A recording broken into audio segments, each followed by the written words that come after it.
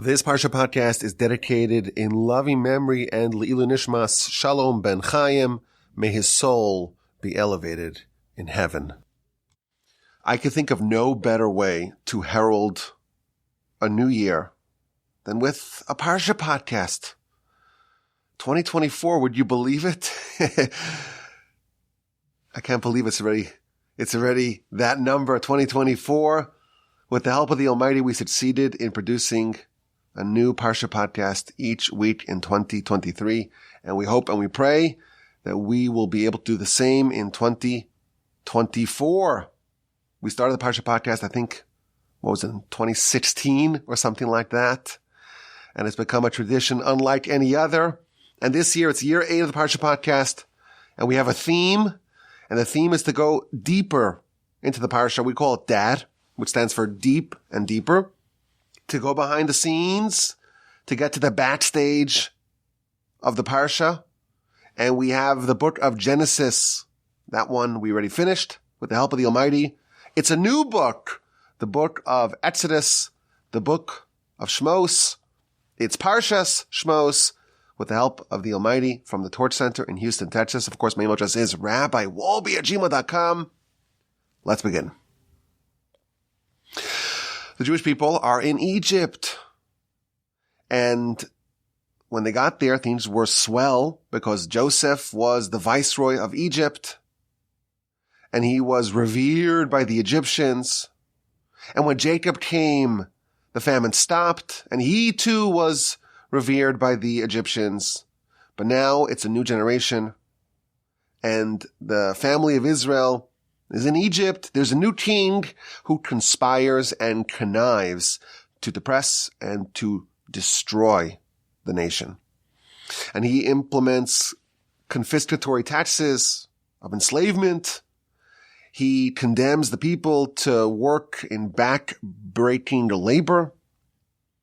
And the nation displays remarkable resilience. The more they are tormented, the more they proliferate. The nation of Egypt is beyond contempt for the Jewish people. The more that they punish them and oppress them and torment them, the stronger they get. But they do whatever they can to embitter the life of the Jewish people. This is chapter 1 of Exodus. And it gets worse. Chapter 1, verse 15. The king, Pharaoh, he implements a policy of infanticide to kill all the newborn males of the Jewish people. And he begins by trying to reach out to the Jewish midwives. And he says, okay, if when you see the baby being born, if it's a male, you kill them. If it is a female, you let them live. And the righteous midwives refuse. Instead, they give life to the boys, and they are handsomely rewarded for that. And then the final verse of chapter 1 is when Pharaoh, in a fit of crazy paranoia, he tells his whole nation, including the Egyptians, every male should be thrown into the river, and every female should be allowed to live. And Rashi tells us that Pharaoh's decree applied even to the Egyptians. Because the stargazers, the fortune tellers, the clairvoyants, they told him that the leader of the rebellion, the one who will lead the Jewish people out of Egypt, he was born, but we don't know if he's an Egyptian or an Israelite. But we can see that he will indeed suffer with water. And therefore, Pharaoh enacted a decree, all males must be chucked into the river, Egyptians and Israelites alike. And of course, the stargazers were correct that Moshe will suffer with water, but that's with the sin of striking the rock and getting it to emit water. That is what ultimately precluded Moshe from entering the land, but it wasn't this. He survived. And of course, chapter 2, Moshe is born. We follow the story of Moshe. He has a most curious birth story and upbringing. We're told about his parents. His father was a Levite. His mother was a Levite. And they have a child. And the child is good. The first thing we're told about Moshe. She has a boy, and she sees that he's good. And she hides She hides him for 3 months. And then she cannot hide him anymore. And she does something very surprising. She puts him in a little box, a little makeshift ship, little floating bassinet, and places him in the water. And then his sister, which is, we know her name is Miriam, she's watching him from afar to find out what will happen to him. And as Moshe is floating on the Nile in his floating bassinet, the daughter of Pharaoh goes to wash, to rinse in the Nile. And she sees the box, and she fetches it, and she opens it, and she sees the baby, and she has compassion and mercy on the baby, and she identifies the baby as a Hebrew. And then the sister of Moshe, she is there, and she says, let me go help you find a wet nurse.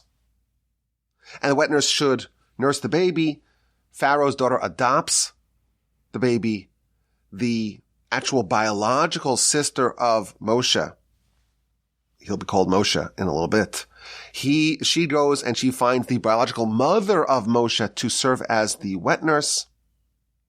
And indeed, Moshe is raised for the first part of his life by his mother in service of the daughter of Pharaoh, who adopts Moshe. After he is weaned, Moshe is given to Pharaoh's daughter, and he is raised in the palace. And the daughter of Pharaoh names him Moshe. Why? Because I pulled him out of the water. Now, let's focus first on verse 6. There's a conversation between Moshe's sister, Miriam, and now Moshe's adoptive mother, the daughter of Pharaoh. The sister of Moshe said to the daughter of Pharaoh, let me go and find you a wet nurse of the Hebrews, and she will nurse the baby. Why was it important to find a wet nurse of the Hebrews? So Rashi tells us something very interesting. The daughter of Pharaoh, she took the baby. The baby needs to eat. You can't go to the store to buy formula. She took the baby to all sorts of Egyptian wet nurses. And the baby refused to eat. And the baby refused to eat because the baby knew that in the future, this person, Moshe, will converse with God. And this mouth that will speak to God, it's not appropriate for this mouth to nurse from an Egyptian woman. That's what we're told in Rashi. It's a citation from the Talmud. So Moshe's a baby. He's 3 months old. And he's placed in a box. And his sister's watching. And Pharaoh's daughter comes and adopts him. And he has to eat. And she brings him to many different Egyptian women to feed the baby. And he refuses to eat because he says, listen, this is a special mouth. Moshe at 3 months old, by the way. It's a special mouth. I'm going to talk with God. I have to make sure that the only things that traverse this mouth, they have to be very righteous and very holy. So I'm not eating. He closed his mouth. He clenched his mouth shut when all the Egyptian wet nurses were offered to him. And then the sister of Moshe, Miriam, she says, I have an idea. Let's find a Hebrew woman. Maybe, in fact, the baby will nurse from the Hebrew woman. And indeed, that's what happened. She brings the baby to Yocheved. Yocheved is actually paid, we're told, to nurse, it's her biological baby, but to nurse the adoptive son of the princess. And indeed, that is the only way that Moshe agrees to eat. So this is a very interesting idea. And it raises, of course, some questions. Moshe is 3 months old. How did he know that he would speak with God? Was Moshe's greatness a fait accompli? Did Moshe have free will? Could Moshe have chosen a different path? Could he have failed to live up to his potential? Also, it's not clear what's wrong with nursing from a non-Hebrew woman. Is it not kosher? Is it any less kosher? So there's an idea that we see in several places in the literature about the importance of sourcing your food from holy and pristine and pure sources. For example, we're told about the unusual friendship between Rabbi Judah the Prince, who was the leader of the Jewish people towards the end of the 2nd century of the Common Era, and the Roman Emperor Antoninus. They were friends. And the Talmud tells us that they each had a palace, and there was a tunnel connecting the two palaces. And every day, Antoninus, who we know today as Marcus Aurelius Antoninus, he would go under the tunnel that connected his palace to Rabbi Judah the Prince's palace, and he would go study Torah with the great sage Rabbi Judah the Prince every day. And we're told that he circumcised himself, and we're told that he converted. He became a closet Jew, the Romans, the head of the Romans. And the Midrash tells us the backstory as to what inspired this Roman leader to want to cleave to holiness. And the Midrash tells us that when Rabbi Judah the Prince was born, this was during the Hadrianic persecutions. Hadrian made several edicts against Jewish life. For example, he said you can't study Torah publicly. And that's how the great Rabbi Akiva was murdered. He taught Torah publicly, and he was murdered because that was illegal. That was a capital offense. On the day that Rabbi Akiva was murdered, a baby was born to the most prestigious family of the Jewish people, to the family of the Nasi, of the prince.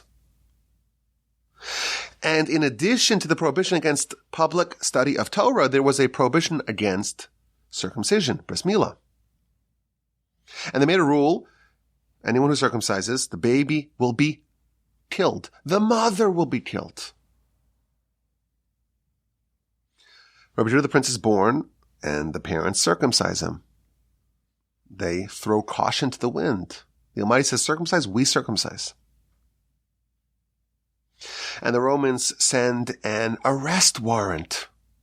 Bring the baby to Rome. We have to inspect the baby.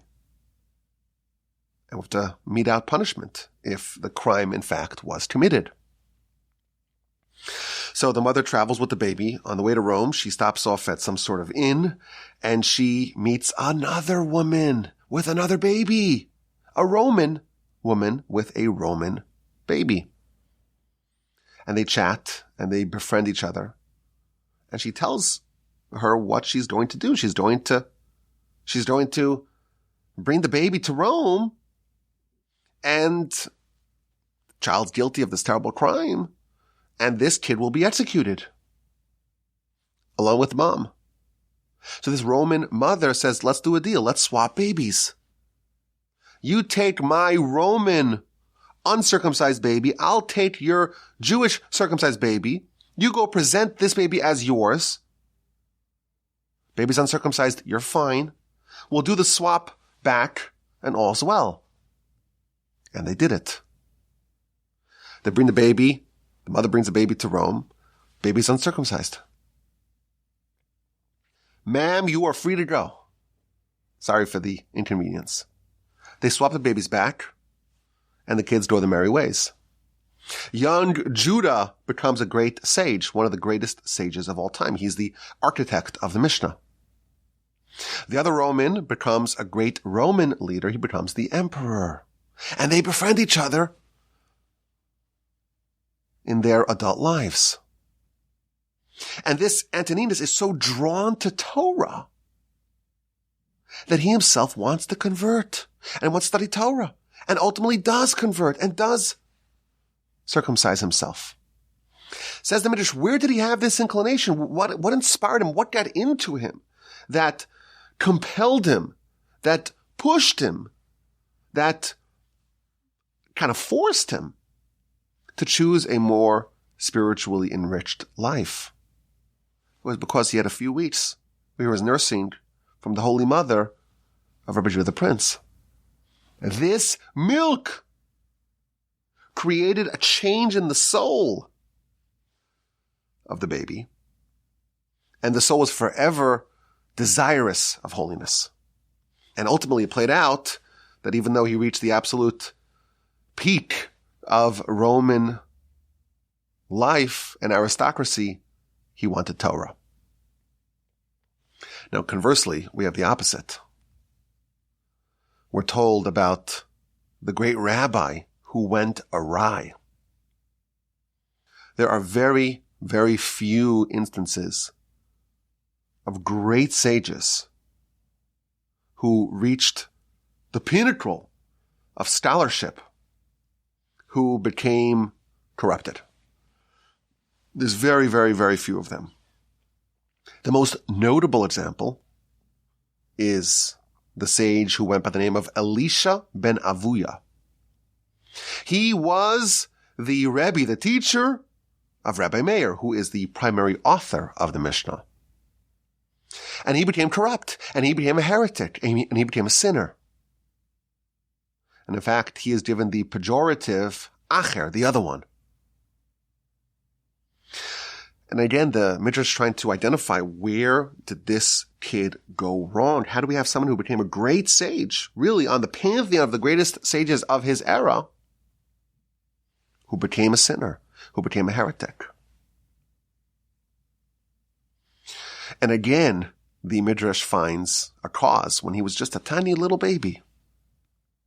His mother, actually before he was even born, his mother, she was pregnant with this baby, and she passed an idolatrous temple, and there was the wafting aroma of the pig that was being cooked, and her mouth began to water, and she was salivating, and she said, I gotta get some of that, or else I'll lose the baby. I have such a craving.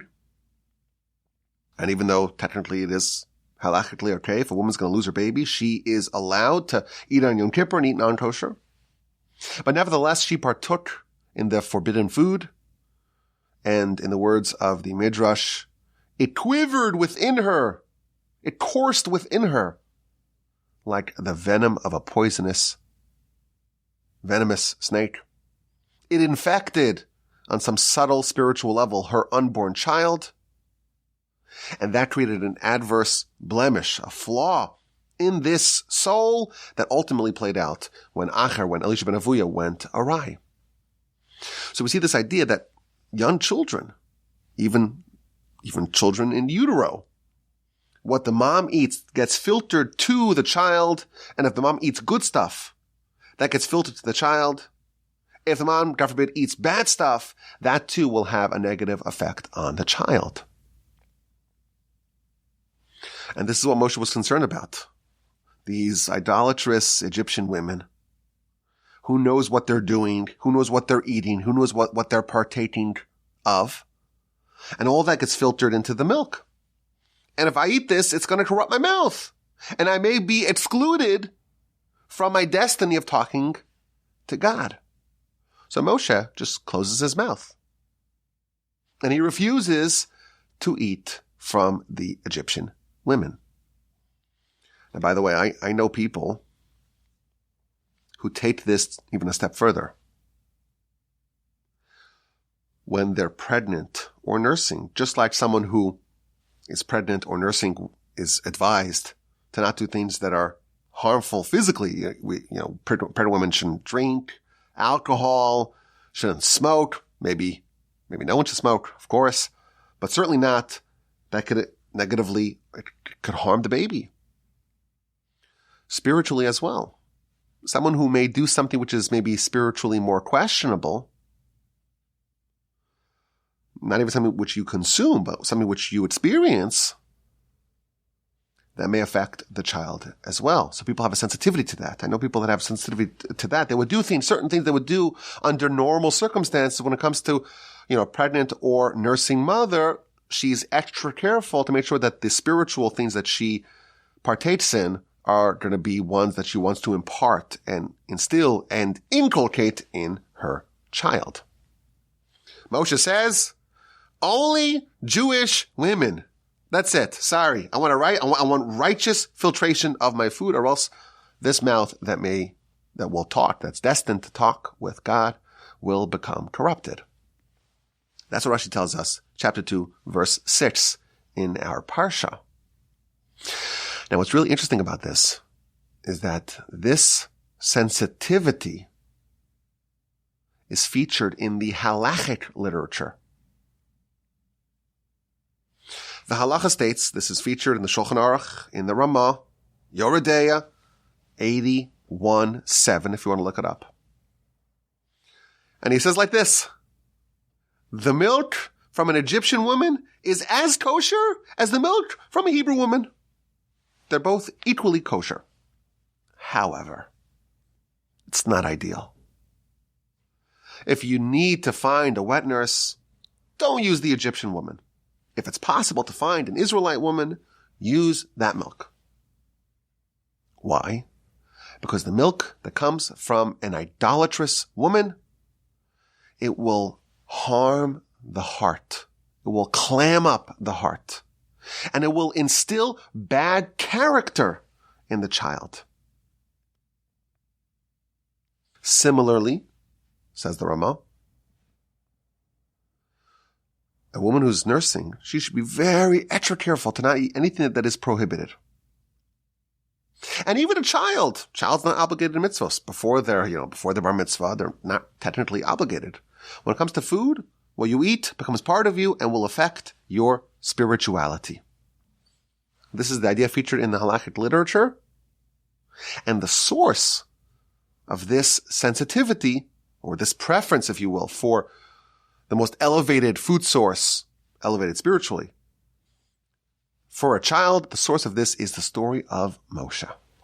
Moshe, he shows us the extra sensitivity that we ought to have when it comes to feeding young children. We should try to find the most pristine, on a spiritual level, the most pristine source. And here's the question. We're told that Moshe had a very specific reason why he wanted to avoid the Egyptian milk. Moshe is not like everyone else. Moshe is the father of all prophets. Moshe is the one who is the highest level of prophecy. Not just a prophet, but the highest level. He's the one who's going to give us all of Torah. He's the one who's going to have the ability to summon an audience with God. Every other prophet, they have to be ready for prophecy, but only if God decides to talk to them will they have prophecy. Moshe is the exception that he can summon prophecy. So how do we compare Moshe as a baby to everyone? How is this presented as, in the halachic literature for everyone? Maybe it's only Moshe. Only Moshe, who's really going to speak to God, he has to have that added sensitivity. But everyone else, after all, none of us, let me not speak for you. Most of us, I will say, don't anticipate that we will actually have an audience with the Almighty. Or do we? I don't know. Do we anticipate that we'll become prophets? Very hard for us to think in those terms. So maybe only Moshe. Moshe himself says, I'm going to talk to God. How can I eat this Egyptian milk? Maybe that's a sensitivity for Moshe and Moshe alone. That's the question the commentators asked. And there are two answers that I want to share with you for segment number 1 of this Parsha podcast. The first answer is that no, Moshe is not the only one who talks with God. Every Jew, every day, speaks with God. That is what prayer is. Prayer, we think of it as some sort of ritual that we do. Some sort of religious exercise that we partake in. Prayer is us talking to God. And God hears us as much as God hears a prophet. The difference between us and prophets is not on our mouth, but on our ears, so to speak. When we talk to the Almighty listens. And the responses that we get, well, they're not going to be like a prophet's communication, dialogue with God. But our speech and our prayer, it goes directly to the Almighty. And therefore, just as Moshe spoke to God, we do the same. And that's a very powerful idea. We don't think of prayer in this context, in this format, but that's really what prayer is. Idea number one. Idea number two, this is a beautiful lesson about the attitude that a parent ought to have. When you have a child,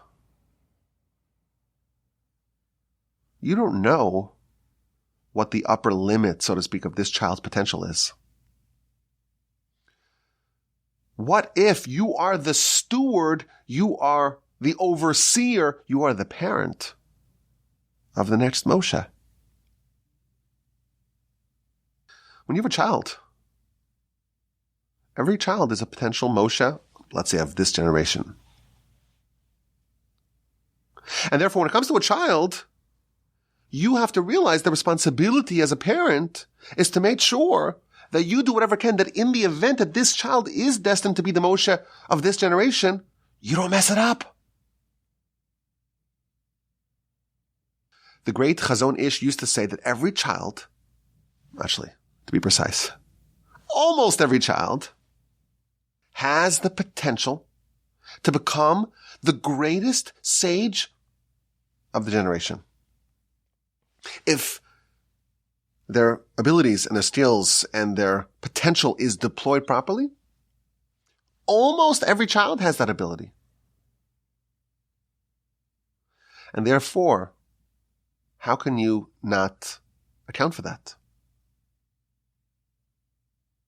You have to do whatever you can to say that I will do my part in the event that this child, and most likely it's true, almost every child can do this. I will design my house and my life and the upbringing of this child that in the event that this child has that potential, it's not going to be my fault that it's not actualized. And I want to tell you, with the help of the Almighty, we're parents as well. And our older children were born when we lived in Israel. And my oldest son, Akiva, so he spent like half a year in the Israeli educational system, which was a story for its own right, because he didn't speak a lick of Hebrew, and we sent him to like an Israeli school. And then day one, the bus comes back, and all the kids get off, but not our son. And we're like, what did we do? We just sent a kid to a school. He doesn't speak a word of the language, and we put him on a bus. Anyhow, different story for a different time. We got him back, thankfully.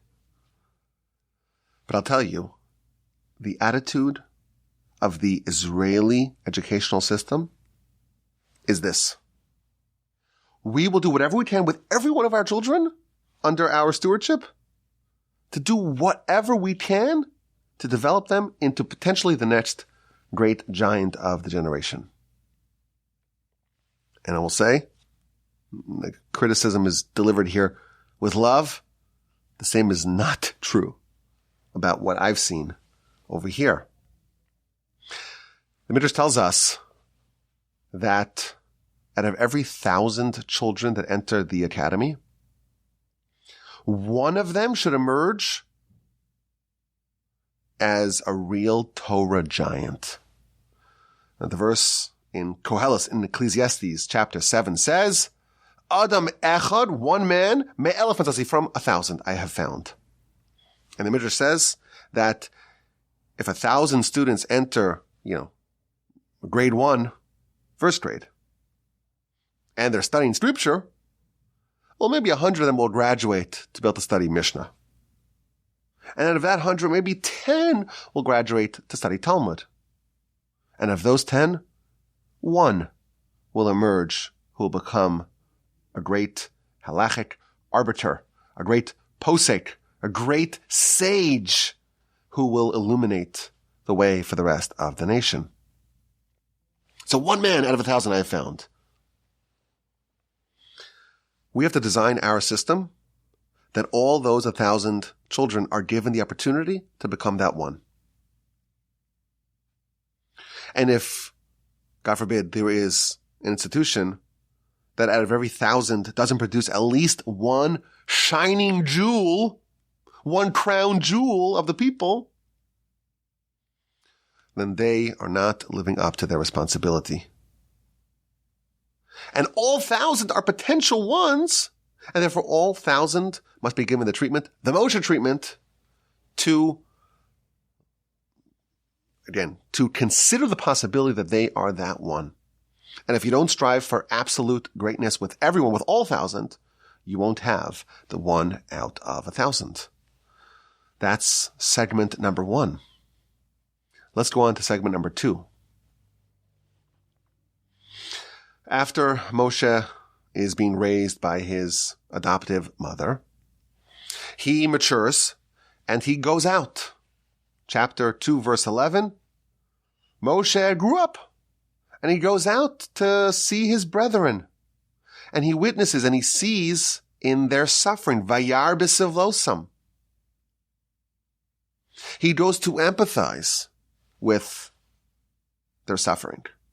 And he sees an Egyptian man striking a Hebrew man of his fellow.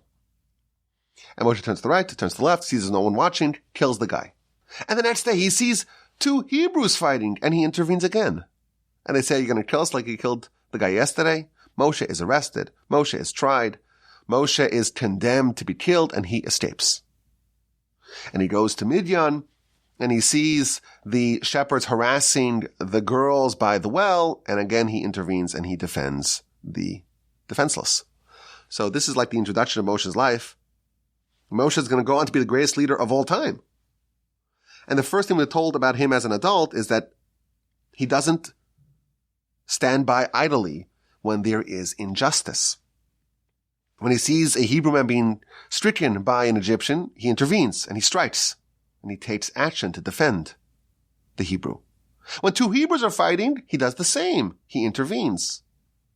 He doesn't sit back and let the actions take their course. He goes to Midian and sees the female shepherdesses being harassed, and again, he intervenes. This is the introduction of Moshe because this is this is the ground zero of the edifice of Moshe, of the greatest leader of all time. The foundation of his spiritual persona is that he does not tolerate evil. When he sees evil, he acts, he reacts. There's a very fascinating comment in Rashi. Chapter 2, verse 11. Moshe grows up and he goes out to his brethren. Vayar b'sivlosam, and he witnesses and he sees in their suffering. Rashi says, what does that mean? He sees in their suffering. He placed his eyes and his heart to feel their pain. Moshe empathizes with the people. They're suffering, they're oppressed, they're enslaved, they're tormented. They're marginalized. And Moshe, he's after all a prince, right? But he kind of leaves his ivory tower. He goes down and spends time, identifies, empathizes with his brethren, and he sees their suffering, and it pains him, it bothers him. Fast forward to the end of chapter 2. There's a change in the tide. The conditions of the Jewish people worsen, and they cry out to God. And their cry goes all the way up to heaven. And the final 2 verses of chapter 2, God hears their cry. And he remembers his covenant to Abraham, Isaac, and Jacob. And he sees, again, God sees the Jewish people. And God knows. If you compare the Rashi in chapter 2, verse 11, that displayed Moshe's empathy to the Jewish people, with Rashi to chapter 2, verse 25, that talks about God's empathy to the Jewish people, you find something fascinating. When Moshe saw the suffering, it says he placed his eyes and his heart to suffer alongside the Jewish people. In verse 25, it describes God's treatment of the Jewish people, his empathy, and it says the same thing. God's heart, so to speak, and God's eyes were placed upon the Jewish people. And this is a fascinating idea. Moshe, first thing we're told about him as an adult, the coming of age episode of Moshe's life, is that he goes and empathizes with the plight of the nation. And Rashi tells us, again, Rashi's curating from the Midrashic and Talmudic sources. It says that he placed his heart and his eyes on the Jewish people. And you fast forward a little bit later, and God begins to empathize with the Jewish people, or at least we're told that God empathizes with the Jewish people, and Rashi again says his eyes and his heart, so to speak. Isn't it interesting that there's almost identical reactions to the plight of the Jewish people? Moshe displays an empathy that we're told is his eyes and his heart, and God displays the identical empathy, his eyes and his heart. What this is telling us is that empathy from below arouses empathy from above.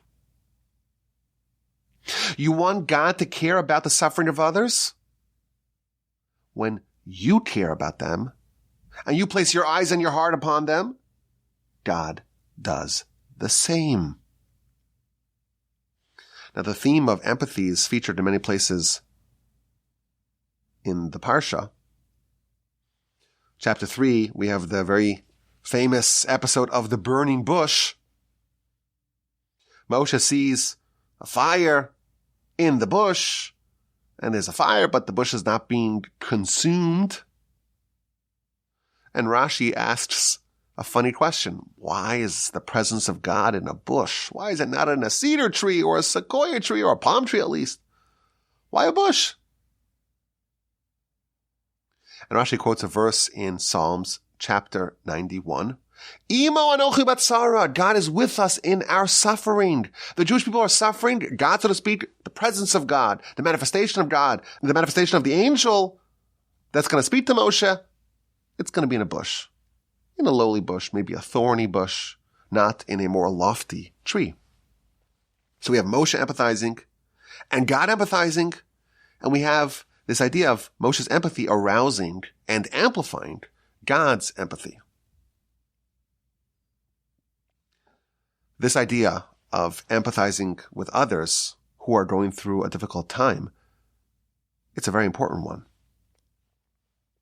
And the Talmud tells us that it applies in all sorts of instances. The Talmud in the book of Tainus, page 11a, tells us that a person must refrain from conjugal relations during a time of famine. If people are suffering, you suffer alongside them. And it brings a proof from Joseph.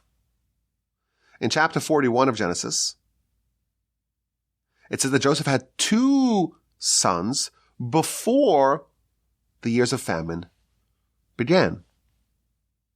Why does it tell us that Joseph had 2 sons before the famine, during the 7 years of plenty? It must be that the birth of these 2 sons are somehow linked to being before the years of famine. So the Talmud understands that to mean that once the famine arrived, Joseph engaged in celibacy. Why? People are suffering. You suffer alongside them.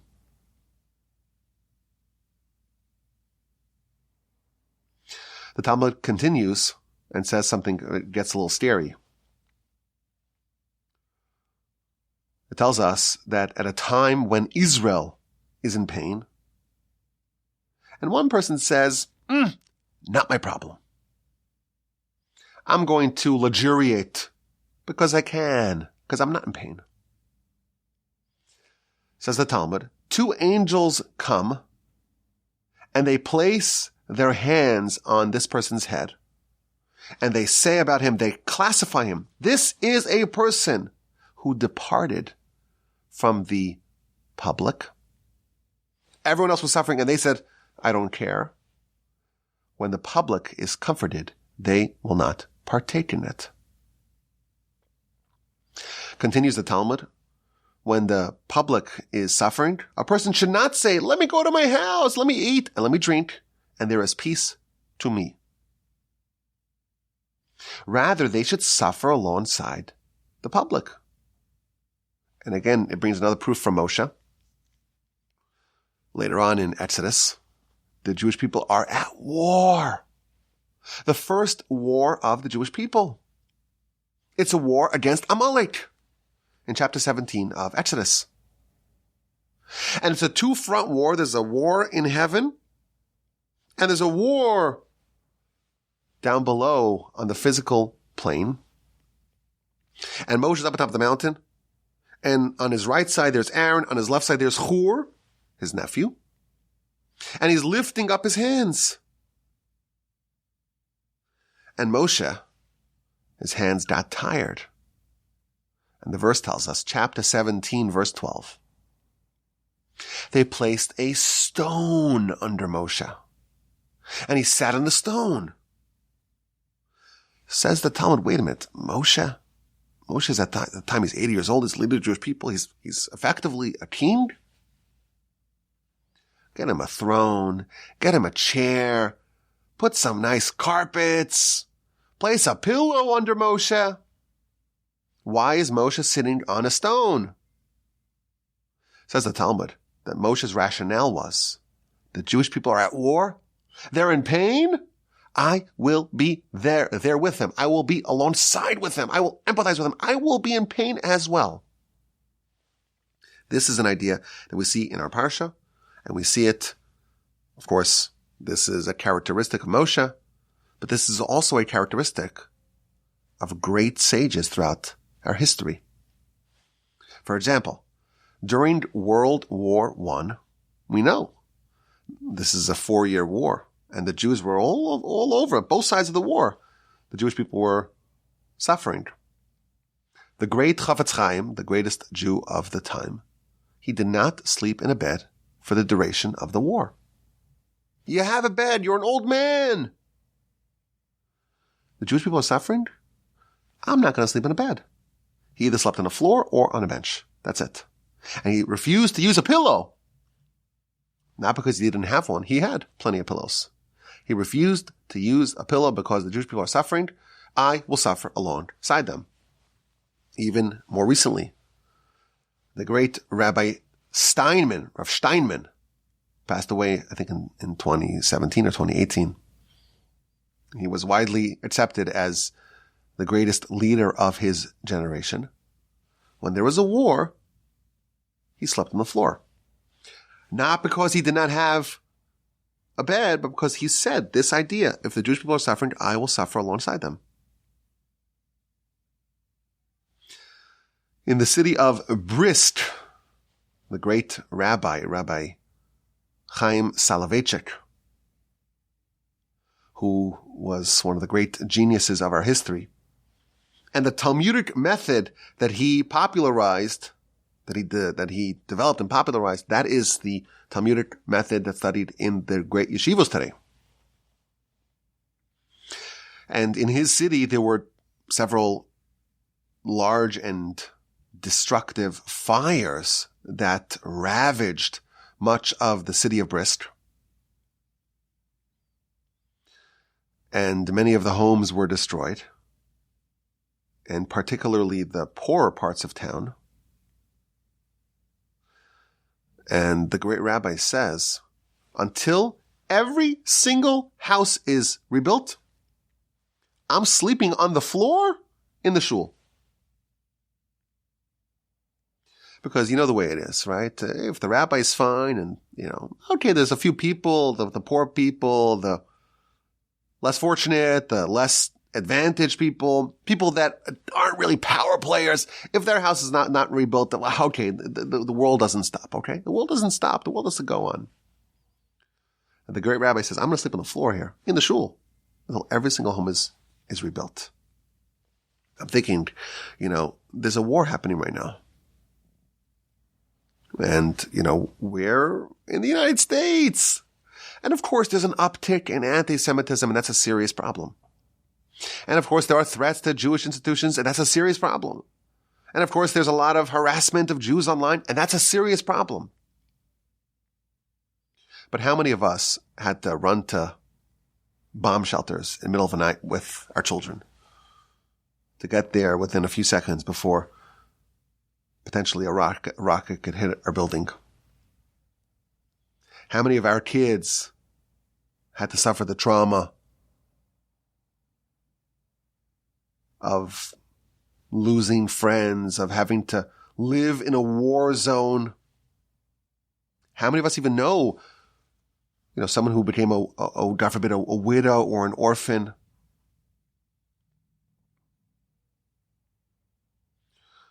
And you know what? You could say, listen, what can I do to help? I'm far away. I made a donation. I helped in some way. Moshe here is telling us a way to help. Not only is it important for us to not depart from the public, we want to be part of whatever the nation is going through. We are a partner. We're part of this. We're not going to depart. We don't have those angels and say, oh, you're leaving the public? You're out? Okay, you're out, including when the good times happen. We want to empathize. We want to be part of what the nation's going through. And we want to help. But it's far from our mind, and we don't really see a way that we could actually help. And here, perhaps we find a way to help. If your friend, if your brother is in a tough situation, and you can't help them, we see from this story that when Moshe had sympathy on behalf of the Jewish people, and he placed his heart and his eyes towards them, and he cared about them, even though he couldn't really change there's millions of Jewish slaves. And even though the Midrash does tell us that he tried to lift Brits and help as much as he could, but he's not really helping. How could he really change? You can't really move the needle, one person. But he empathized with them. He cared for them. He suffered alongside them. He placed his eyes and his heart upon them. He carried their burden. By doing that, he aroused divine sympathy for them. Moshe placed his eyes and his heart upon the Jewish people. God did the same. And of course, God can help them. And we see there's a shift. End of chapter 2 of Exodus. God listens, God hears, God knows. And he appoints Moshe, and the process begins. And yes, it doesn't get actualized, not in this week's Parsha. This week's Parsha, there's a step forward, 2 steps back, because Moshe does come before Pharaoh and does say, send the Jewish people out. And Pharaoh says, no, I'll make the conditions worse. But actually we know that ultimately that did contribute towards the acceleration of the Exodus. So the turning point of the Jewish people is in the end of chapter 2 of Exodus. And only later on do we see how this is the pivotal turning point. And what prompted that? Seems to be what prompted it is Moshe desiring to help them, caring for them, looking, seeing, witnessing in their suffering, placing his heart and his eyes upon the Jewish people. And that aroused and amplified divine sympathy. A lot of us are thinking, there's a war, but it's kind of old news. October 7th, that's a long time ago. And there becomes like a rhythm of war. And of course, every death is a tragedy. And we all feel the pain. It's all painful for us to see these, handsome, talented, brave, bold young men dying. And it seems like every day there's more fatalities. And, we think about how, at least we're killing a lot more of the Hamas terrorists. And you know what? That's what happens in war. Soldiers die in war. It's important for us to empathize and to not forget about the pain of the individuals and to try to spend some time to think about the families that lost their husband, the parents that lost their children, the people that underwent trauma, the people that are still in Gaza. Could you imagine what they're going through? And it's not just an exercise that is a noble and righteous one. I think this Parsha tells us that empathy from below arouses empathy from above. And it's a very topical lesson for us. And I will tell you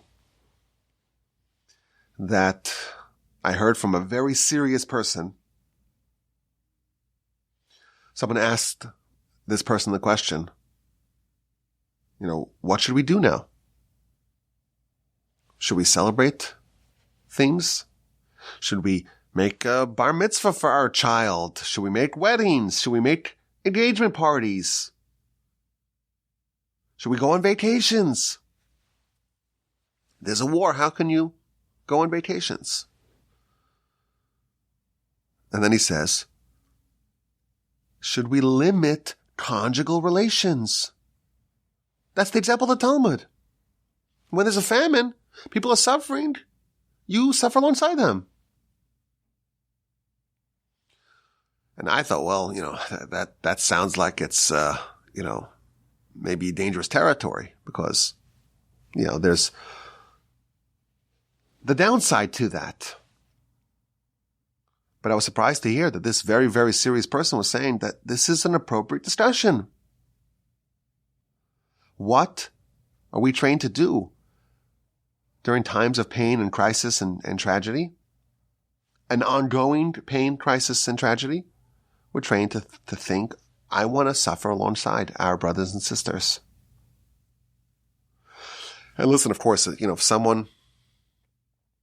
someone's life is going to be derailed because they need a vacation and they need to have some decent food and they need to enjoy themselves or else they just won't function, then it's just negative. It's just harmful for them to try to withhold from that. But if someone is just living their life and they have nary a concern with what's happening with their brothers and sisters, that is not the Jewish way. And while we may think that what difference does it make? I'm far away. I have no sway. I'm not really the kind of person who's going to write to my congressman or go rally or go write something on social media. It's not my thing. We have the Talmud. The Talmud says is that the angels will pinpoint those who are saying, it's not my problem. Not my problem, not my issue.